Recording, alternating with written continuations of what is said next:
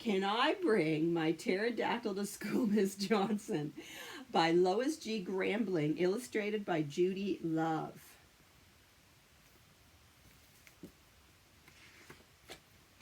Can I bring my pterodactyl to school, Ms. Johnson? Look at that. Look at the big mouth on that thing. Can I bring my pterodactyl to school, Ms. Johnson? Can I please? If I brought my pterodactyl to school and I was playing on the monkey bars and Butch McGurgle climbed up next to me and threatened to punch my lights out, if I didn't give him my dessert at lunch, I wouldn't have to worry because my pterodactyl would be up there on top of Franklin Elementary watching. Oh, he's so big. Look at this big beak. And he'd swoop down fast and grab Butch McGurgle, fly him high into the sky, and drop him kerplunk right in the middle of the preschooler's sandbox.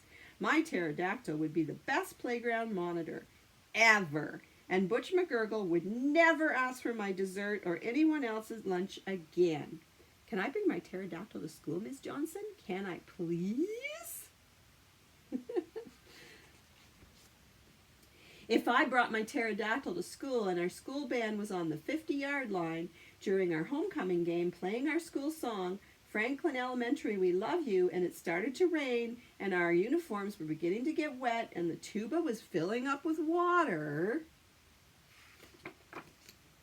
my pterodactyl could spread his wings wide and cover us all. My pterodactyl would be the biggest supersized umbrella ever. Then we could finish playing all 7 verses of Franklin Elementary, We Love You. Can I bring my pterodactyl to school, Miss Johnson? Can I please? If I brought my pterodactyl to school and there was a blizzard and our classroom was freezing, even though Franklin Elementary's furnace was working hard and we were all turning blue with everyone's teeth chattering non-stop, my pterodactyl could wrap his wings around us, all of us, around you too, Miss Johnson. Then we'd be comfy warm. My pterodactyl would be the coziest, snuggliest blanket ever, and we would never have to worry about freezing in a blizzard again. Can I bring my pterodactyl to school, Miss Johnson? Can I please? If I brought my pterodactyl to school on Valentine's Day, I wouldn't have to make a valentine for every kid in the class like I have to do now, every year, because I could just get a long piece of white paper and print on it in red paint.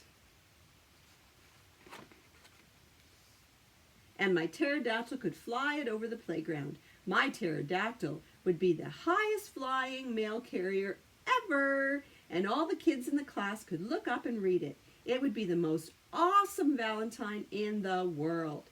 Can I bring my pterodactyl to school, Miss Johnson? Can I, please? If I brought my pterodactyl to school, Mr. Rockbone, our science teacher, wouldn't have to take us on a field trip to the museum to study prehistoric animals like he does now. Look, it says, no dogs allowed, no climbing, don't touch, no sneezing. Because my pterodactyl would be Franklin Elementary's very own Jurassic dinosaur exhibit. My pterodactyl would be the most kid-friendly dinosaur ever. And my pterodactyl wouldn't have signs on him saying, do not touch, no climbing. My pterodactyl would like being touched and climbed on. If I brought my pterodactyl to school and our class won the state spelling championship this spring, which we could, maybe, we wouldn't have to drive in the school bus all the way to Washington, D.C. for the finals. Because my pterodactyl could fly us there. My pterodactyl would make a terrific first ever flying school bus. Then you wouldn't have to worry about any of us, especially me, turning green and getting sick on the school bus. Can I bring my pterodactyl to school, Miss Johnson? Can I please? If I brought my pterodactyl to school, those last days of the school year, right before summer vacation when our room gets really hot, sticky hot, and we get really smelly, stinky smelly, especially after running on the playground, my pterodactyl could flap his wings fast and be a giant fan. My pterodactyl would be the coolest fan ever, and our room would get so cool. We'd probably have to put on sweaters, maybe even mittens too. Look at that.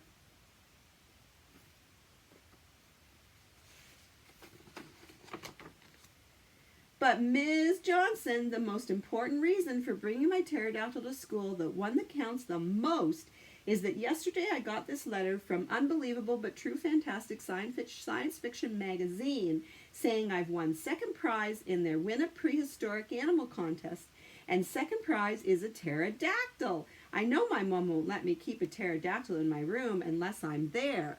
Hey, wait a sec. I read this letter wrong. I didn't win second prize. I won first. Oh my goodness. Oh, wow, awesome. Can I bring my woolly mammoth to school, Miss Johnson? Can I, please? Oh, can I bring my pterodactyl to school, Ms. Johnson?